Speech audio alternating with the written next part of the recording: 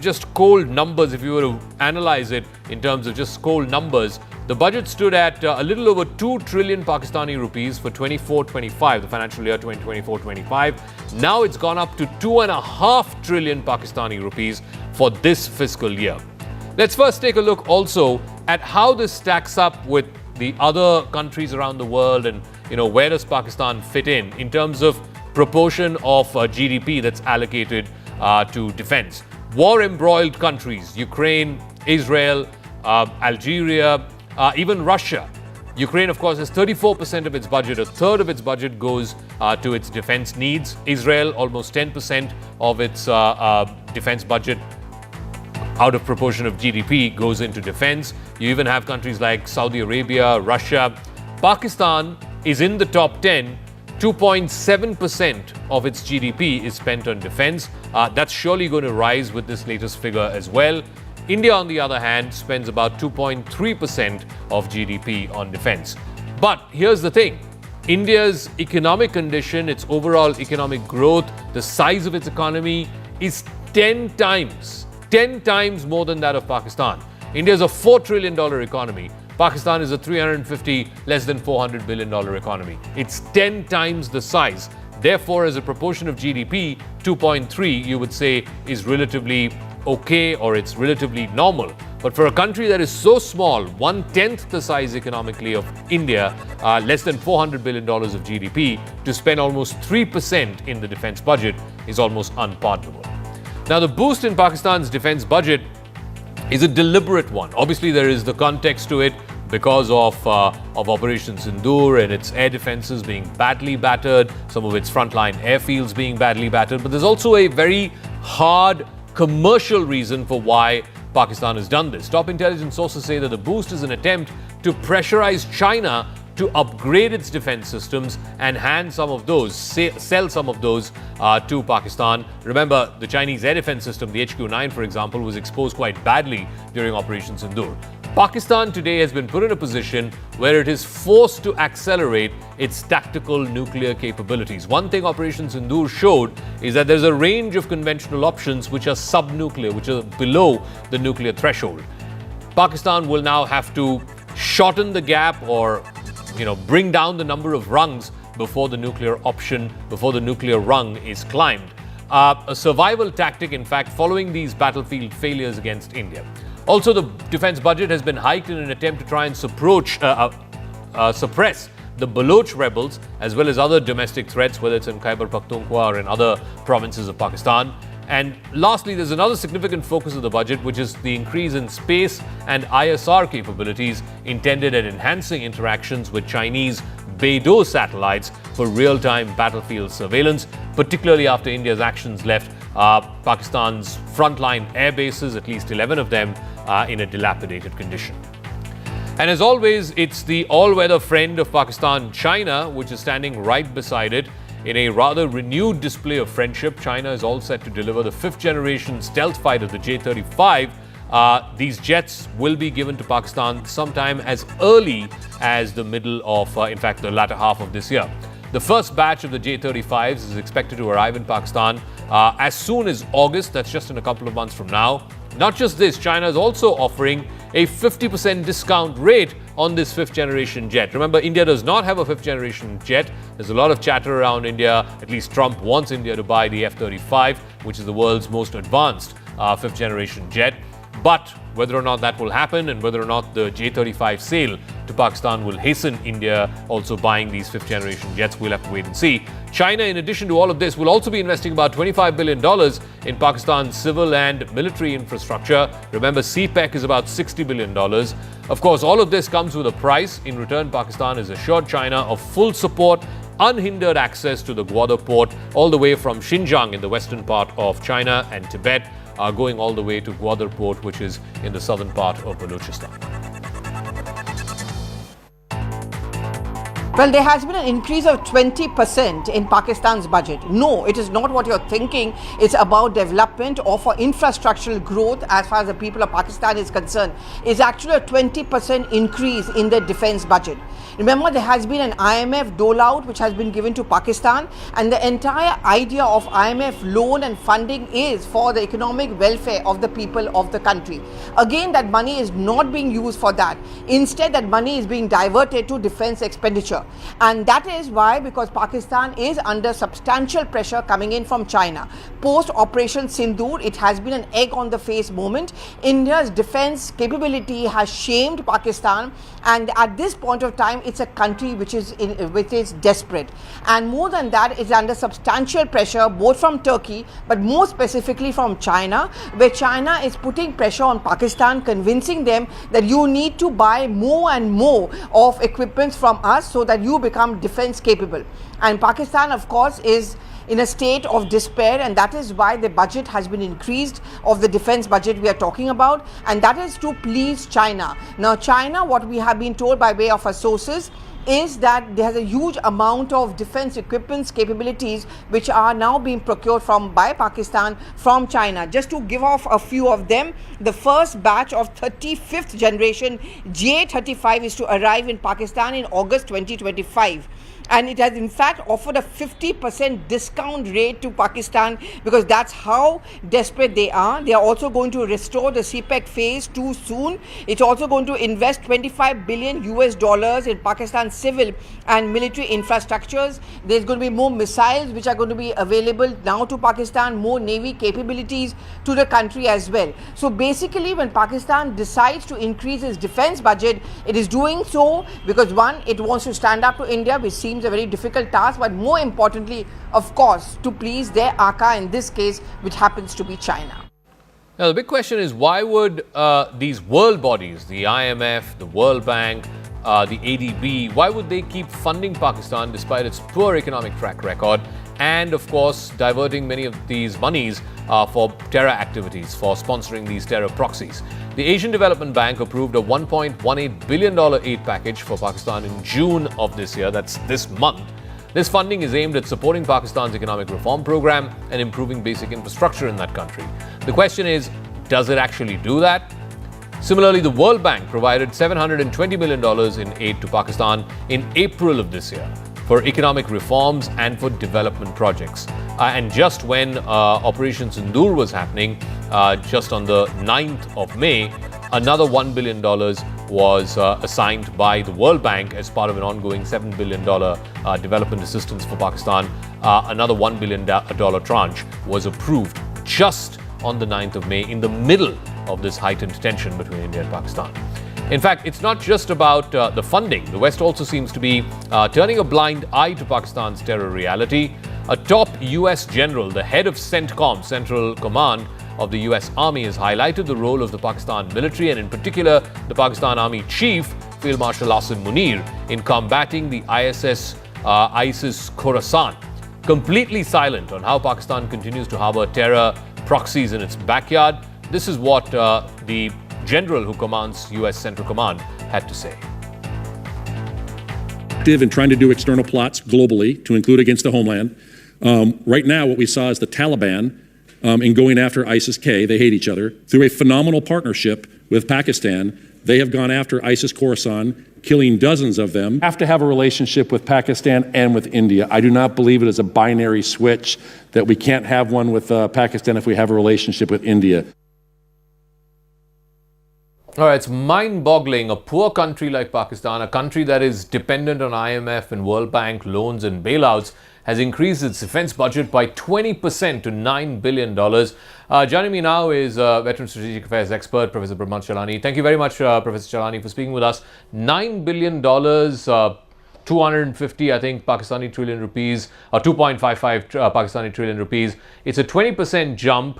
Now, more than 3% or close to 3% of Pakistan's GDP goes to its defense budget. How does one even begin to explain this in a country that is literally living on doles and bailouts?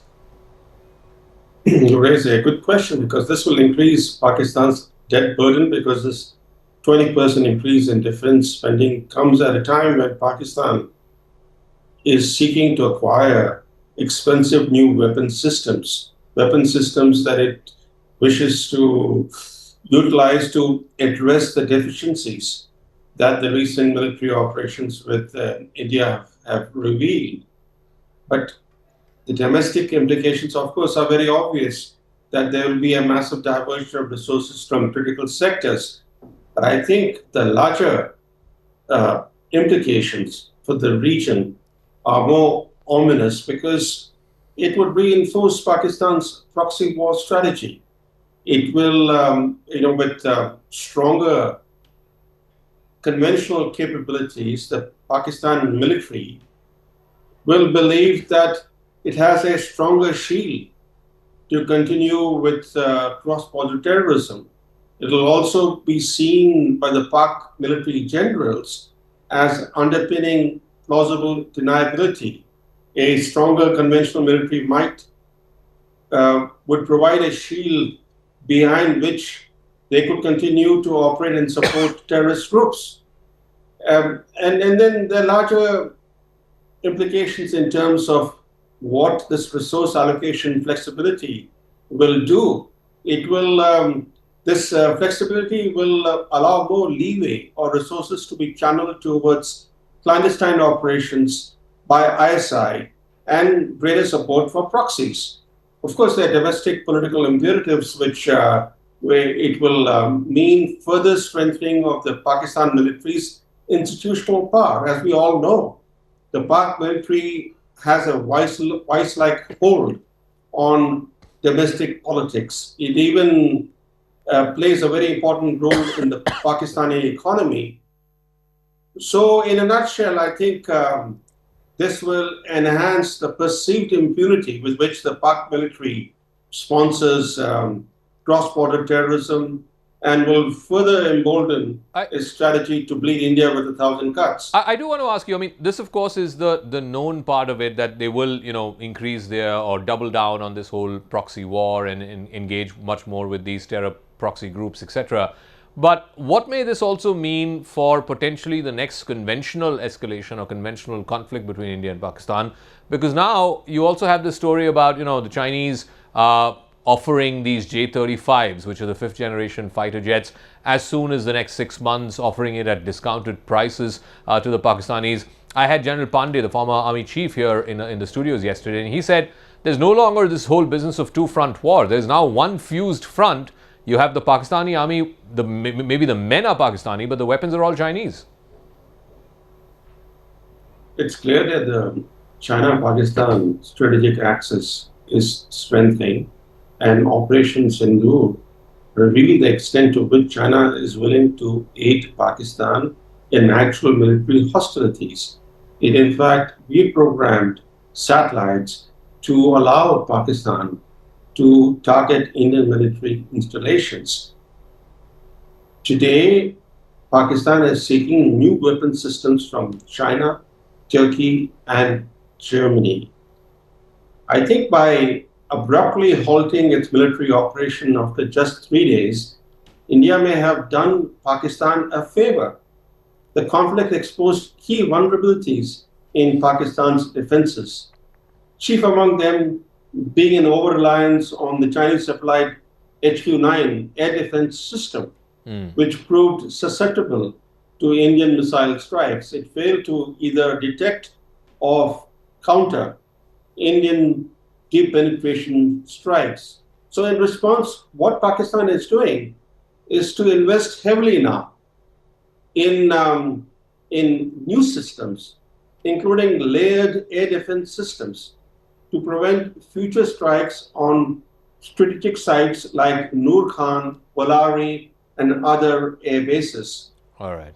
And I think there's also an international dimension to it, because whenever the Americans intervene in an India-Pakistan conflict, the military in Pakistan tends to gain further strength domestically. This happened with the Kargil War, when the Pakistani intruders were running out of ammunition because the Indians had actually blocked the logistics routes to these intruders.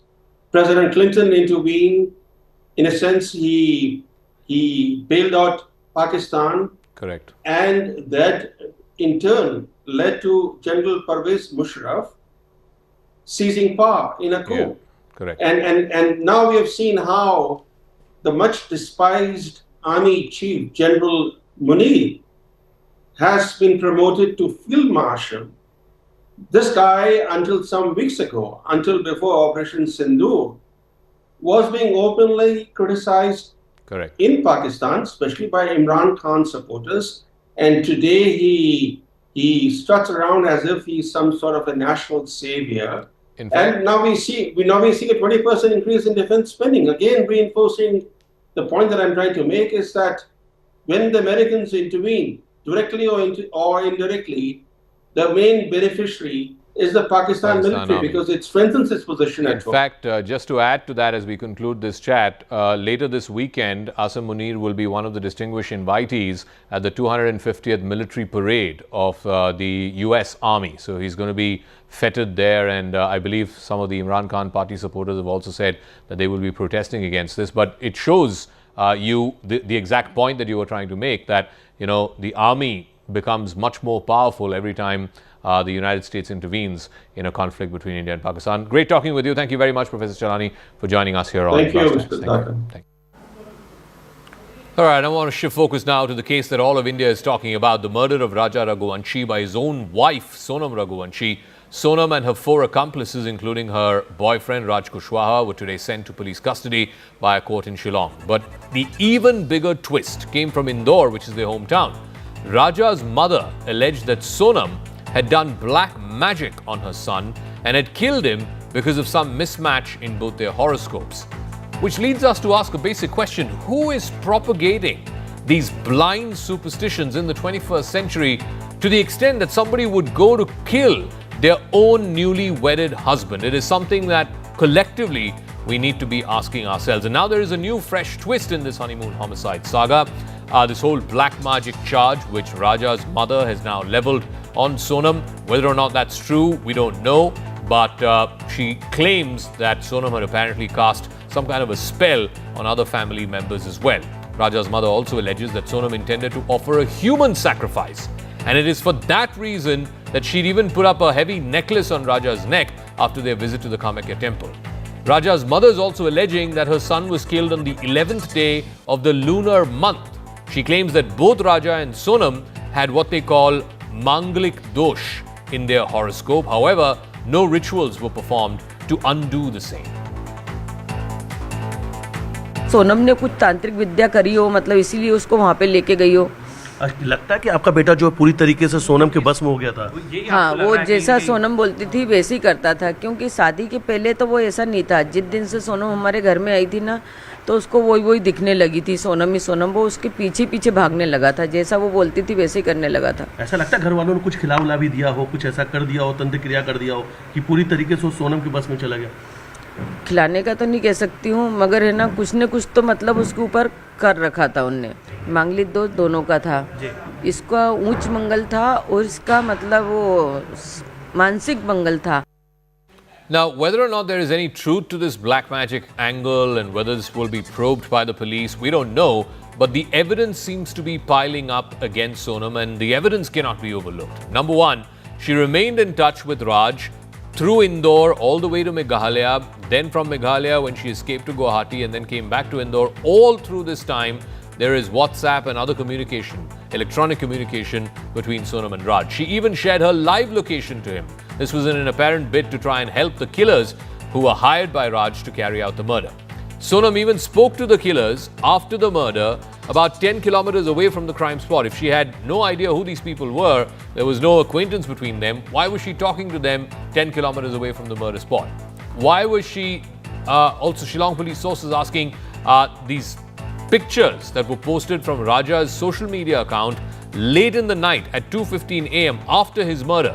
And the only two people who had access to his social media accounts, to his phone, were his wife Sonam and Raja himself. Of course, he was dead by 2:15 in the morning. Some social media posts were that early in the morning. So did Sonam have access to Raja's phone, and did she post just to mislead the cops? Also, Sonam's blood-soaked raincoat, that further cements the fact that Sonam was present at the crime spot. Following the murder, Sonam also met Raj in Indore, stayed at a rented place, and then she allegedly staged her surrender that happened in Ghazipur in Uttar Pradesh earlier this week.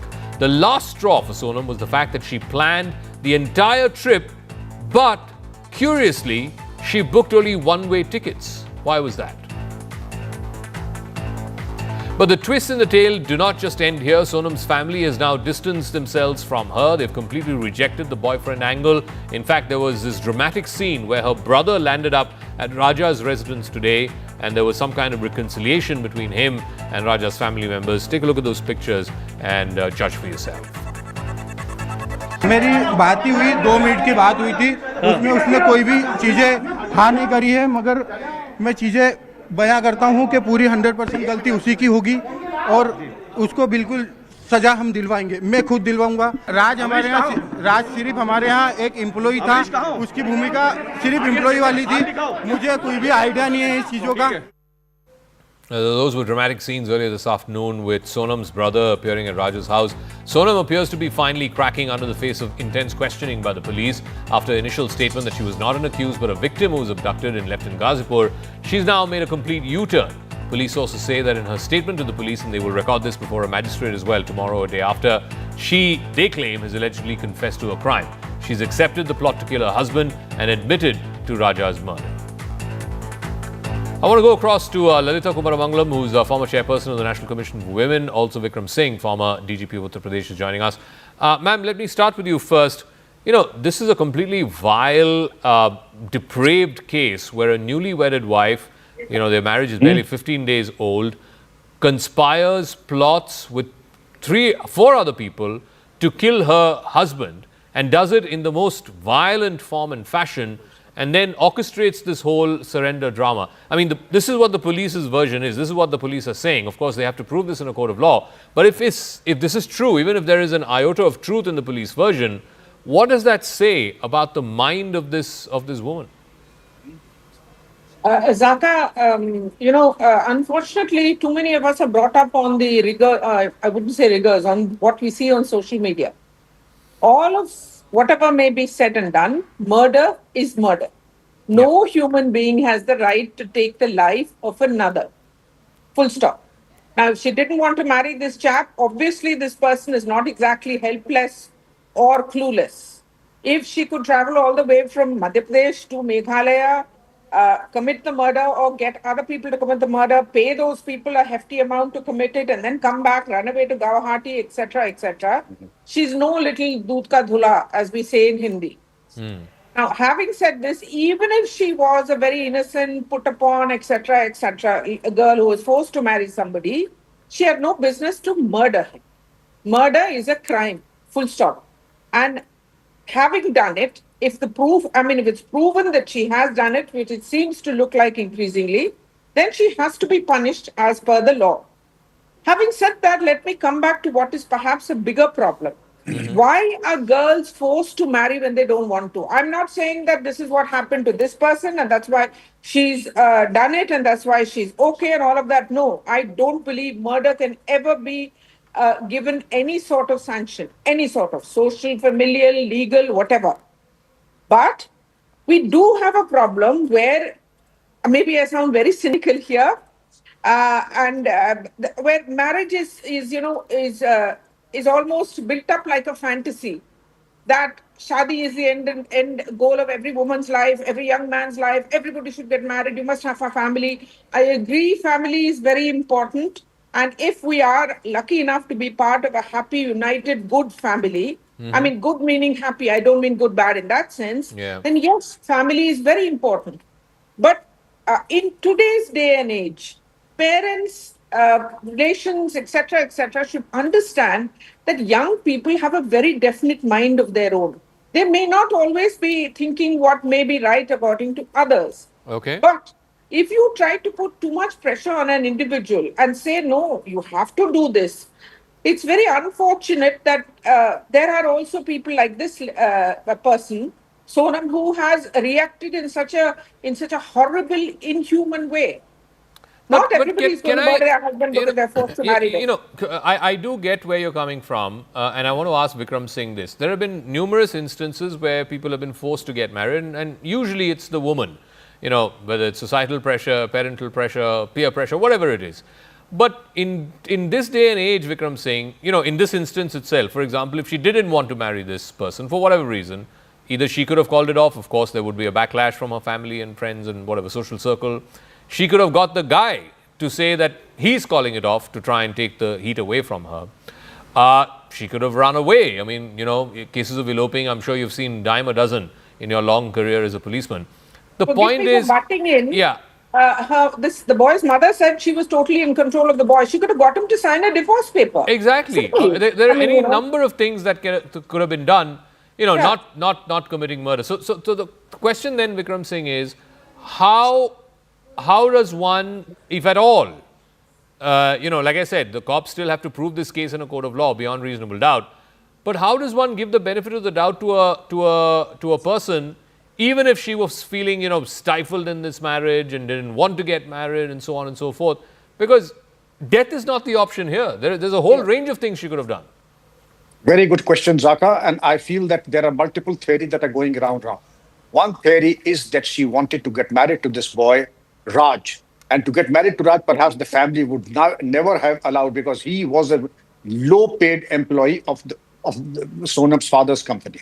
Now, probably they had the two minds met, and they said probably this is just in the realm of a conjecture as it is going, that she probably thought that the only way to get married and have pots of money, and the fear of being thrown out of the family also, is to get the money. So she compelled her late husband to put on all the jewelry. She carried all the jewelry, which is very, very unusual for a newly married couple to carry all the jewelry to a honeymoon. Then, if she were to do the husband to death, then there's a possibility of a widow remarriage. And then, as a social reforms, or perhaps something very revolutionary in the central part of India, which is something very unusual, perhaps as a widow remarriage, this boy Raj could have come up as a hero, that he was willing to marry a widow. Okay. Therefore, I would say that there is merit in what they say. And now, the moment one person becomes an approver, and I'm sure one person would become an approver, that will go and understand what the wiring of the mind of Sonam and Raj are. Because the telephonic intercepts and also the conversations and the threads of WhatsApp and Snapchat would be indicative of the fact in which direction the wind was blowing in their romance. If at all there was a romance. Lalita ji, what is again quite intriguing is, I'm sure you've seen the dramatic pictures of the brother landing up at the residence of Raja Raghuvanshi today, and he hugged the mother who's just lost her child. And he completely disassociated the rest of the family from Sonam, saying, we have nothing to do with her. We never thought that she would do something like this. That Raj and Sonam were like brother and sisters. She used to tie Rakhi for him during every Raksha Bandhan, etc., etc. I mean, is there no way the family knew anything about this, and this was orchestrated, by just Sonam and her alleged boyfriend Raj Kushwaha?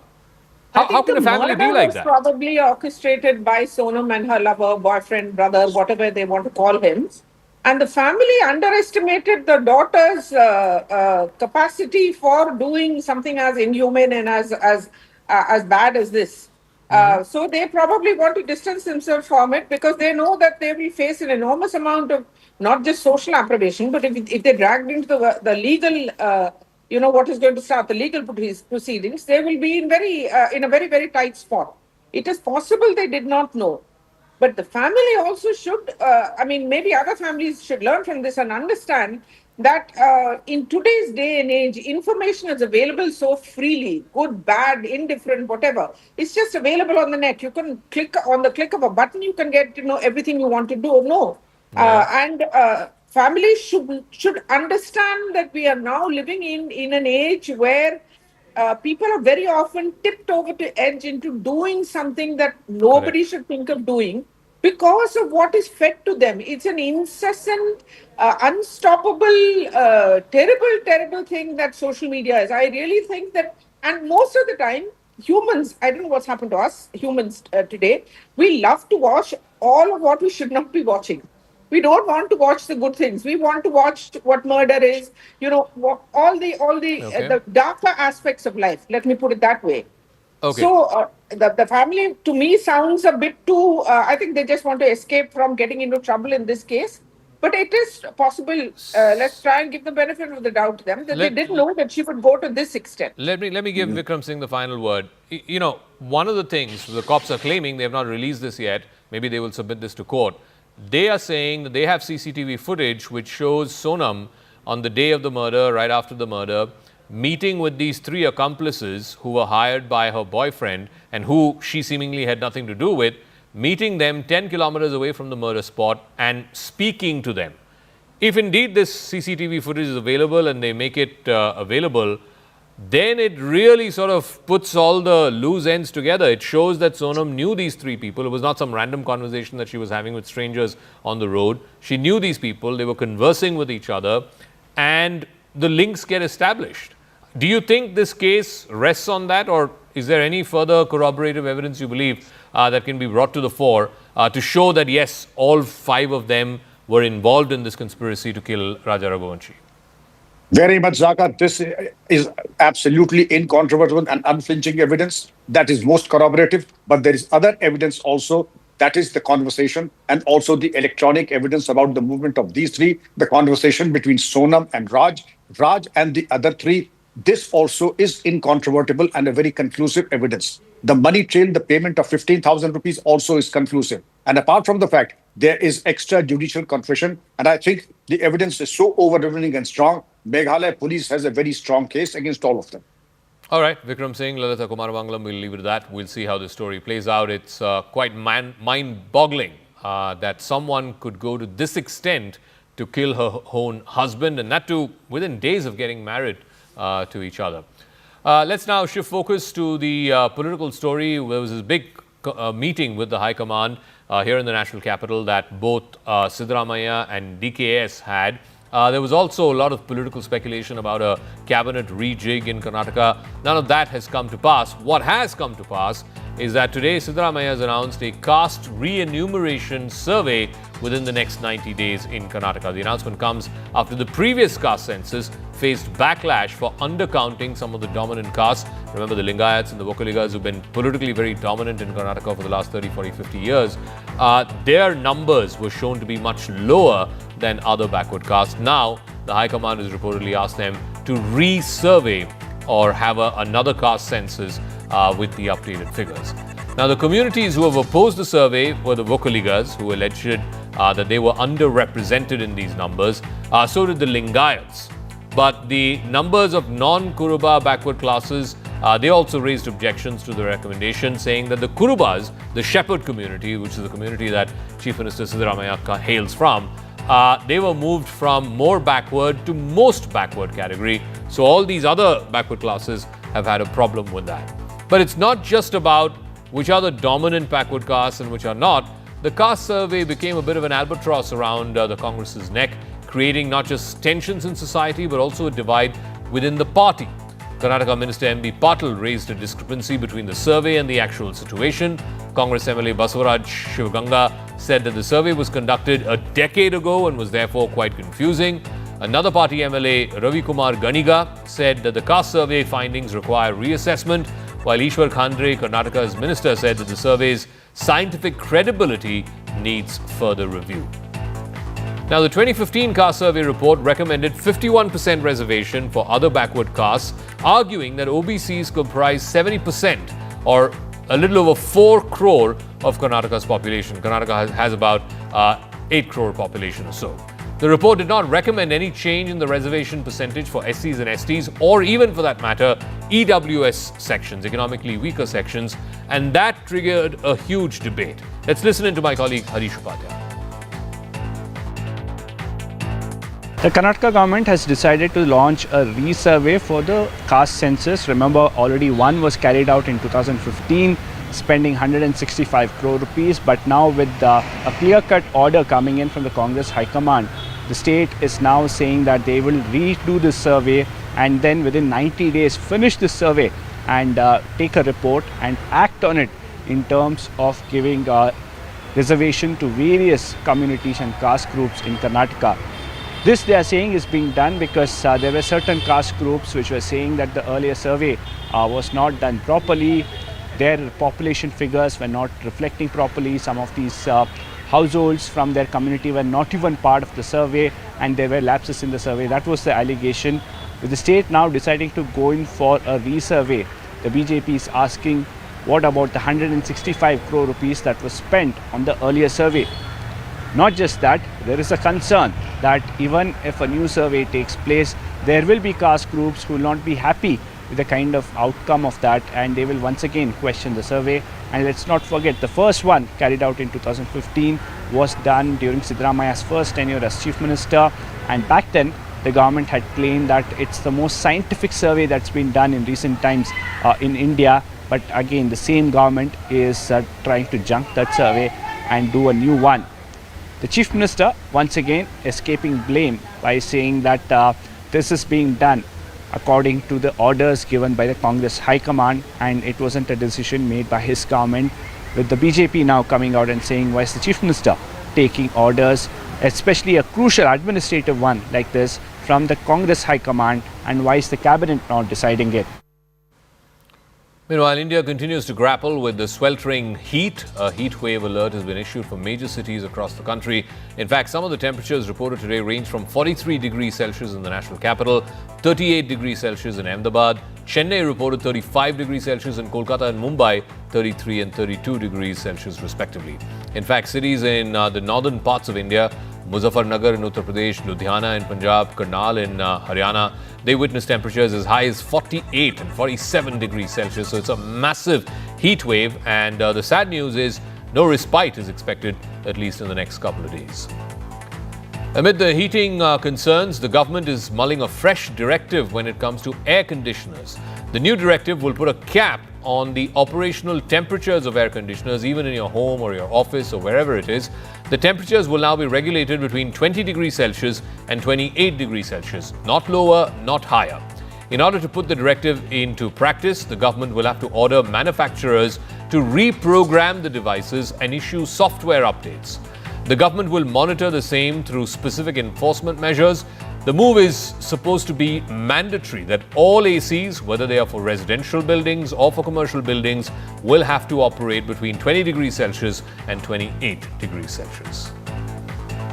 नया प्रयोग, नया एक प्रावधान ये किया जा रहा है, इसको बहुत जल्दी लागू करने जा रहे हैं। अब एसी का जो टेम्परेचर स्टैंडर्डाइजेशन है 20 डिग्री से 28 डिग्री रहेगा, यानी 20 डिग्री से नीचे हम उसकी कूलिंग नहीं कर सकेंगे और 28 डिग्री से ऊपर वार्मिंग नहीं कर सकेंगे। इस प्रकार का एक पहली बार इस प्रयोग को किया जा रहा है। Now, the rationale, ostensibly, behind this move is an attempt to try and push for sustainable energy use and reduce the consumption of electricity. Obviously, the higher the temperature, the lower the electricity consumption will be. This comes amid rising concerns over rapidly increasing air conditioning usage in urban areas, thereby putting coal-fired plants under much more pressure. The move also aims to improve energy efficiency countrywide and also reduce emissions and stress on the power grids, particularly in northern India, particularly in the summer months when they are really stretched to capacity. India's new AC temperature norms echo a growing global trend of regulating indoor cooling to conserve energy and to reduce emissions. In Japan, for example, the Ministry of Environment there recommends that air conditioners be set at 28 degrees during summer months, particularly in offices. Spain took a stricter route in 2022, passing legislation that mandates public buildings maintain air cooling temperatures no lower than 27 degrees. In the United States, while not a legal requirement, the Energy Star program recommends households set air conditioners at 25.5 degrees centigrade. China enforces a minimum cooling temperature of 26 degrees centigrade in government buildings. The rule is mandatory and it includes penalties for non-compliance. Italy mandates that public buildings, including schools and post offices, must not set the cooling below 25 degrees centigrade. Los Angeles has now become the epicenter of heated protests and military mobilization of both the National Guard and the Marines following these aggressive immigration raids and the protests against them. The demonstrations, which began on the 6th of June, quickly intensified. Downtown LA saw both peaceful marches as well as violent clashes. In response, President Donald Trump has authorized the deployment of thousands of National Guard troops as well as around 700 Marines, active duty Marines, to support the federal agents there. This move has further provoked Fierce backlash from local leaders, including the California Governor Gavin Newsom.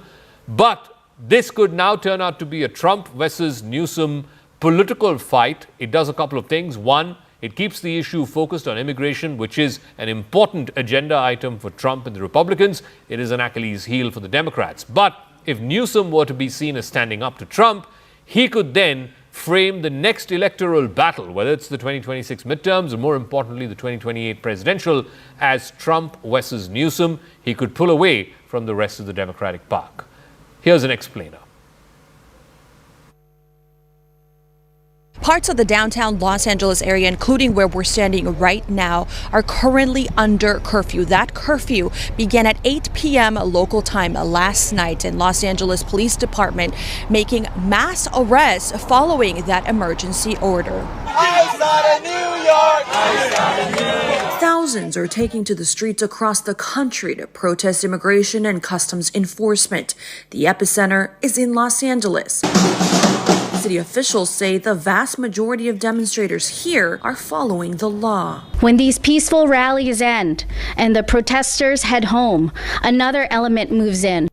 Officials say more than 20 LA businesses have been looted, and a small part of the city had a curfew Tuesday night. I would appeal to the president to stop the ICE raids so that we can have stability in our city. National Guard members are in LA against the governor's wishes. A U.S. official says hundreds of Marines the president mobilized have been briefed on rules for use of force on American soil. We do not want our streets militarized by our own armed forces, not in LA, not in California, not anywhere. Other demonstrations have been in Washington, Boston, Atlanta, Denver, Milwaukee, San Francisco, New York, Chicago, and more. The White House says undocumented immigrants broke the law by entering the U.S. illegally. Demonstrators say ICE shouldn't go after those who are otherwise law-abiding. Now, that curfew will extend until 6 a.m. local time. Los Angeles Mayor Karen Bass says the curfew order will be in effect at least for a few days. Now, as far as the Marines deployed to the area, we're told they are standing by outside of Los Angeles awaiting orders. U.S. President Donald Trump's recent order to deploy thousands of National Guards and Marines to Los Angeles marks a stark escalation in his ongoing political battle against California's Democratic Governor, Gavin Newsom. This move is not merely about immigration enforcement. It is a calculated political gambit designed to energize Trump's base by exploiting immigration as a potent issue.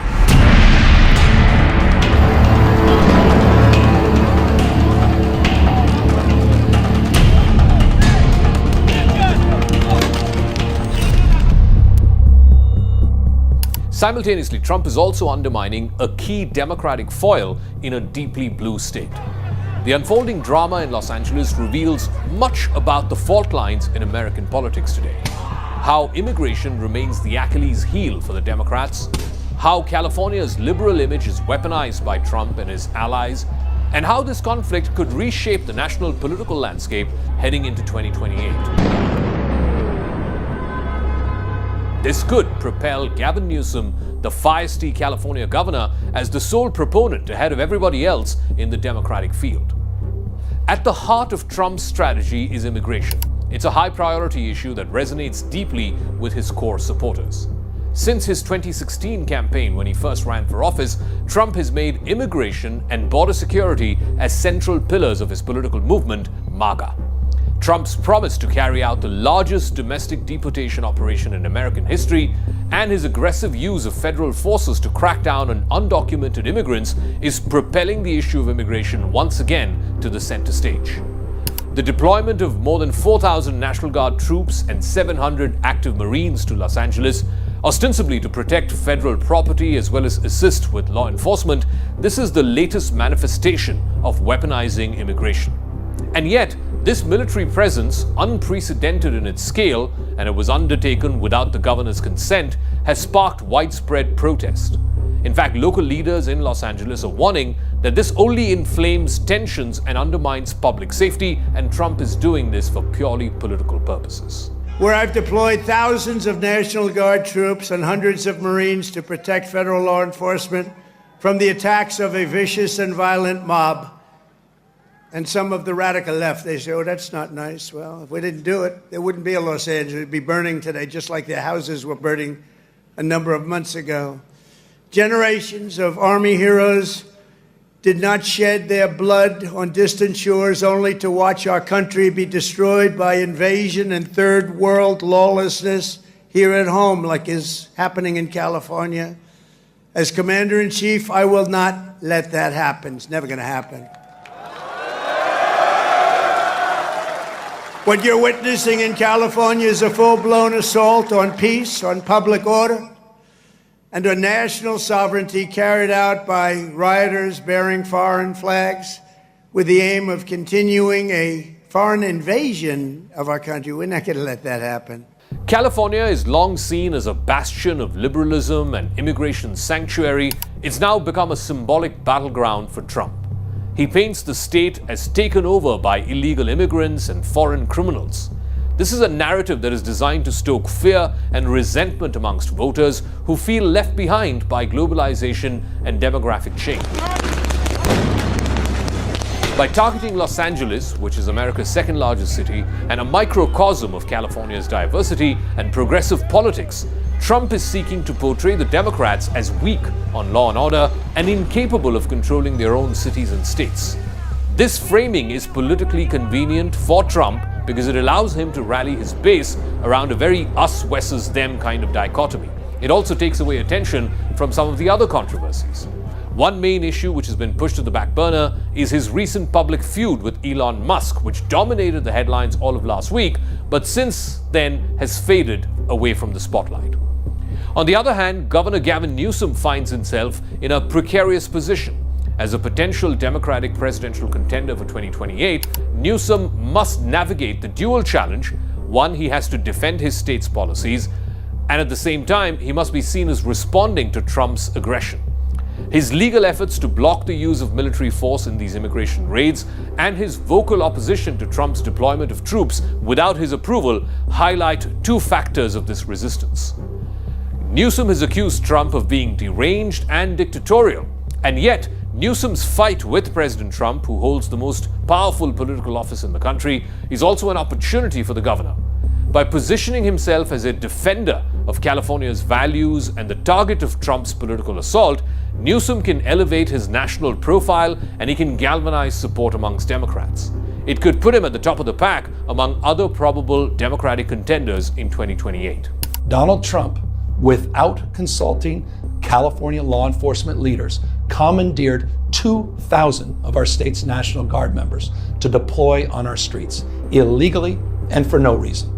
This brazen abuse of power by a sitting president inflamed a combustible situation, putting our people, our officers, and even our National Guard at risk. But the immigration issue is a critical vulnerability for the Democrats. It was one of the key reasons why they lost in 2024. Internal party debates have revealed that the party's handling of border security and immigration alienated key voter blocs, and that contributed to Trump's resurgence. The failure to effectively address concerns around immigration and public safety has been described by some Democrats as political malpractice. They believe that it's a factor that destroyed their electoral prospects in 2024. Trump now has renewed focus on immigration, his use of military force in California, underscoring his intent to exploit this weakness and frame the 2026 midterm elections as a referendum once again on border security. Moreover, this conflict between Trump and Newsom shifts away national attention from Trump's personal disputes like the high-profile clash with Elon Musk. The redirection of media focus allows Trump to control the narrative and also rally his supporters around a tangible political enemy. Trump doesn't want, in fact, Trump would rather have these than distractions from the internal Republican controversies. He's also facing flack for his big beautiful bill, which is running into congressional resistance. For Trump, there is no greater fight that he loves more than one with Democrats. It easily helps him frame the fight for his base. He's projected himself as an agent of chaos. He sees the protesters waving Mexican flags and attacking police cars in Los Angeles as lightning rods, which will spark outrage in his base. For Newsom, this represents the next generation of Democratic resistance against Trump. He also hails from the biggest blue state in the country. He's seen as a liberal and a progressive. He's also expected to play well amongst white male voters. He has a governance record of the country's biggest state that he has to show for. Trump is pulling a military dragnet all across Los Angeles, well beyond his stated intent to just go after violent and serious criminals. His agents are arresting dishwashers, gardeners, day laborers, and seamstresses. That's just weakness masquerading as strength. Donald Trump's government isn't protecting our communities, they're traumatizing our communities. So in sum, Trump's aggressive actions in Los Angeles are less about immediate immigration enforcement, it's more about political theater. It will also undermine the Democratic leadership in California. It will exploit immigration as a divisive national issue. The deployment of troops without the consent of the state's governor breaks with decades of precedents. It signals a willingness to escalate the conflict with Democrats. For Newsom, on the other hand, the challenge is to turn this crisis into an opportunity to elevate his political stature nationally. As the nation watches the unfolding protests and legal battles in Los Angeles, it's becoming clearer that this struggle is a microcosm of the broader ideological and political battle that is shaping America's future. As Newsom and Trump clash over Los Angeles, the stakes extend much beyond the city's streets. They reach right into the heart of the 2028 presidential race and the very future of American politics itself.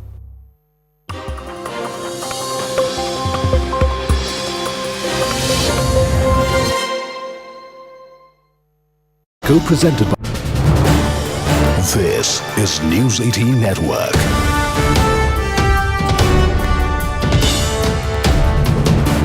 India's largest news network.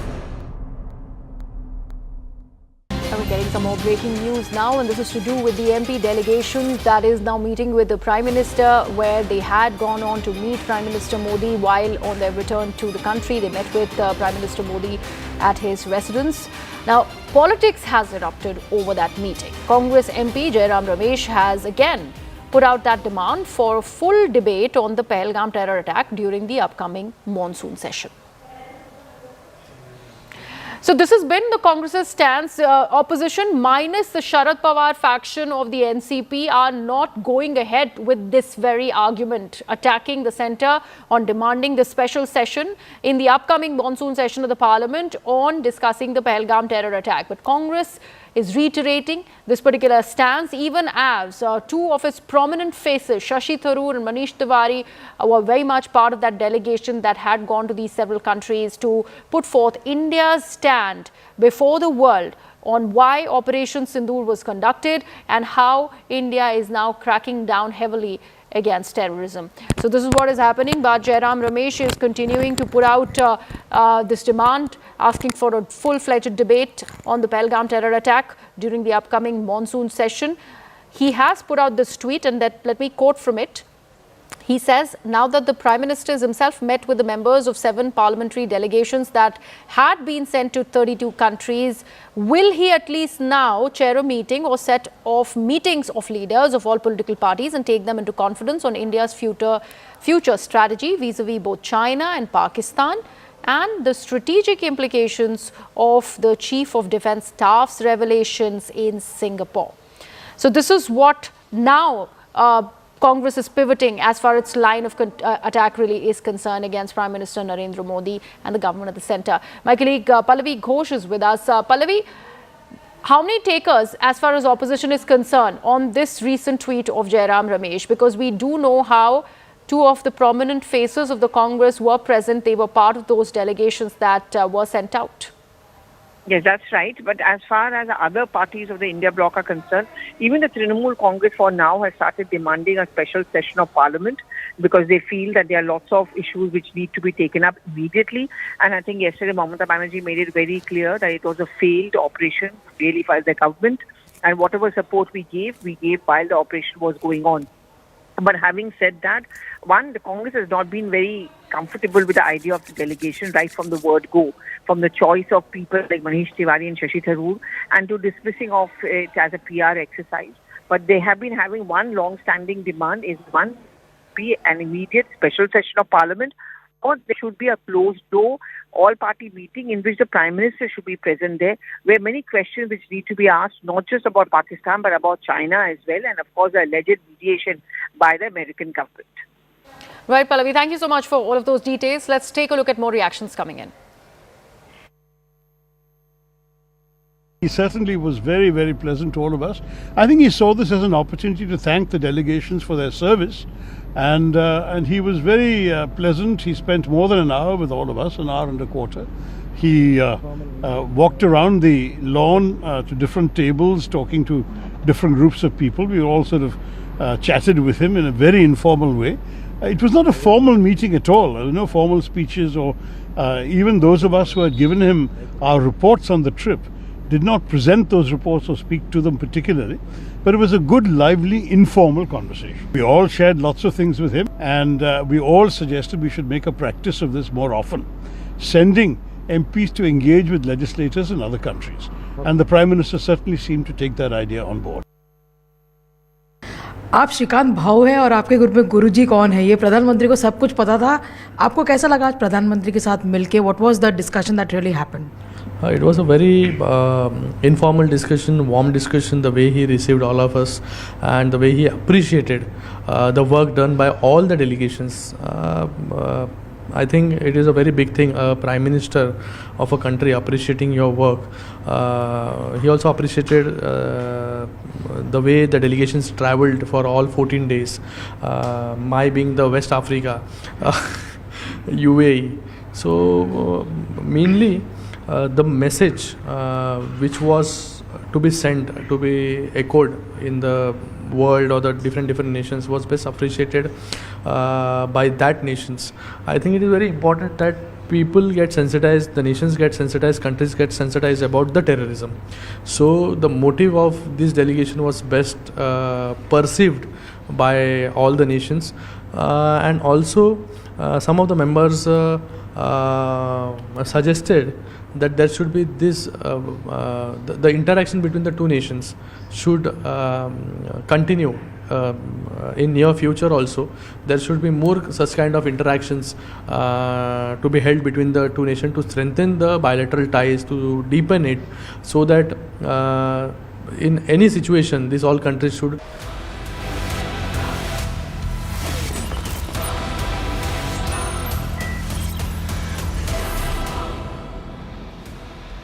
Viewers, look at the pictures. Look at them. This is Los Angeles, California, America, viewers. Los Angeles is, of course, the home of Hollywood. But this is not a movie. This is not real life. This is real life. These are not actors. These are citizens clashing with other citizens. Only those work for the state. We here in India can react in two very different ways. First, we can identify with the scenes and lament the universalization of the radical left playbook that uses violence to undermine sovereignty. We've seen these scenes when pockets in India in 2020 erupted